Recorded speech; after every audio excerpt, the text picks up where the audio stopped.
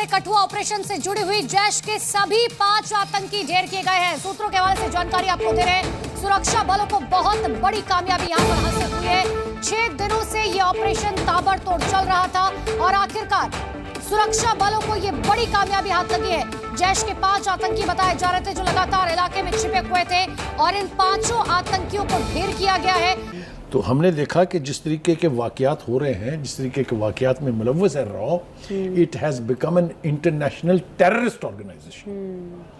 यानी जिस तरीके से लोगों की जानों से खिलवाड़ हो रहा है, जिस तरीके से कश्मीर के अंदर मुसलमानों के साथ स्टेट टेररिज्म हो रही है, ये सब रॉ करा रहा है। पाकिस्तान के अंदर हमने अभी भी जिक्र किया पिछले सेगमेंट में कि जितनी भी टेररिस्ट एक्टिविटीज हो रही हैं उसके पीछे रॉ है।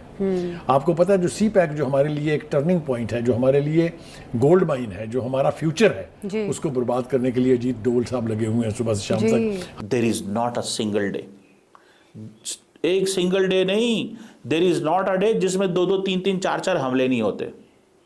2-2, 3-3, 4-4 हमले। और हमला किस पे होता है? फौज के ऊपर। डायरेक्ट हिट करते हैं फौज के ऊपर।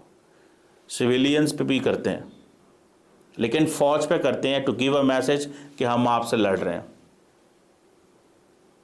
सो इंडिया आपकी कोवर्ट डिटेरेंस भी करके रखा हुआ है, उसने नॉन स्टेट एक्टर्स को भी पकड़ के रखा हुआ है, लो इंटेंसिटी कॉन्फ्लिक्ट है, इसमें वो मजे ले रहे हैं।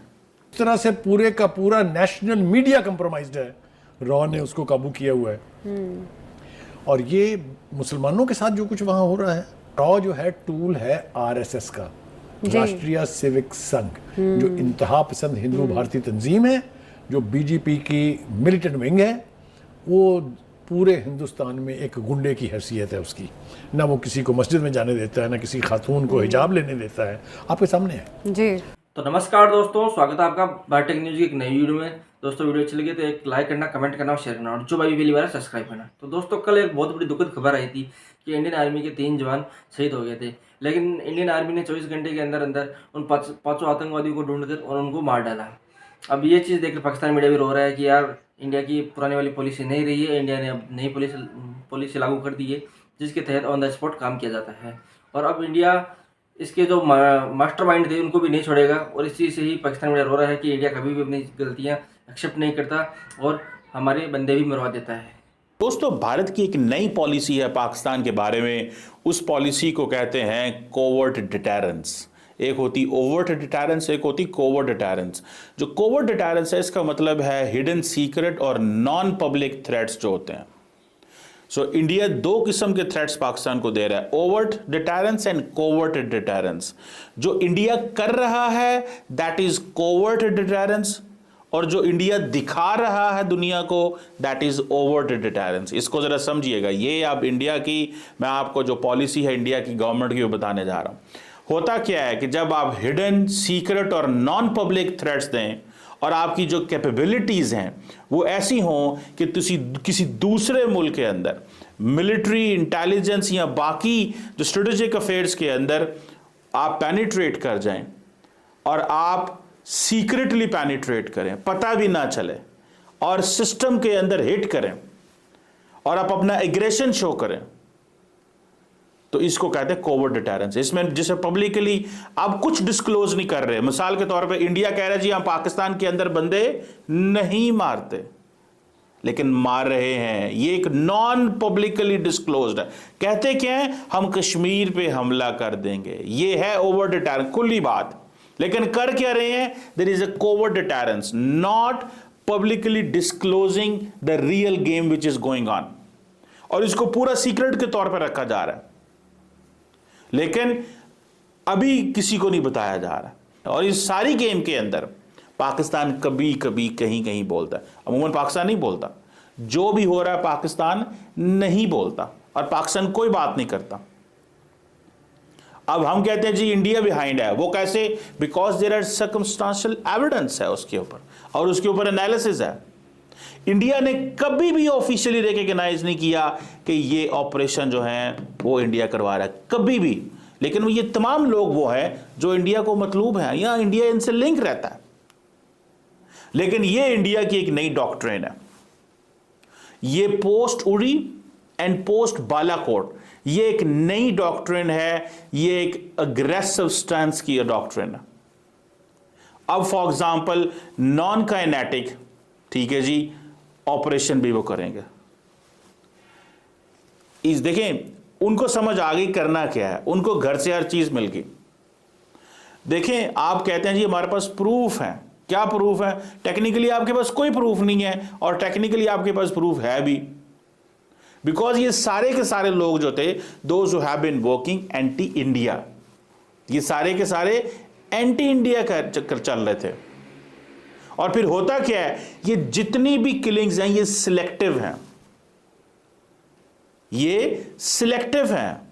There is not a single day, एक सिंगल डे नहीं, there is not a day जिसमें 2-2, 3-3, 4-4 हमले नहीं होते। 2-2, 3-3, 4-4 हमले। और हमला किस पे होता है? फौज के ऊपर, डायरेक्ट हिट करते हैं फौज के ऊपर। सिविलियंस पे भी करते हैं, लेकिन फौज पे करते हैं टू गिव अ मैसेज कि हम आपसे लड़ रहे हैं।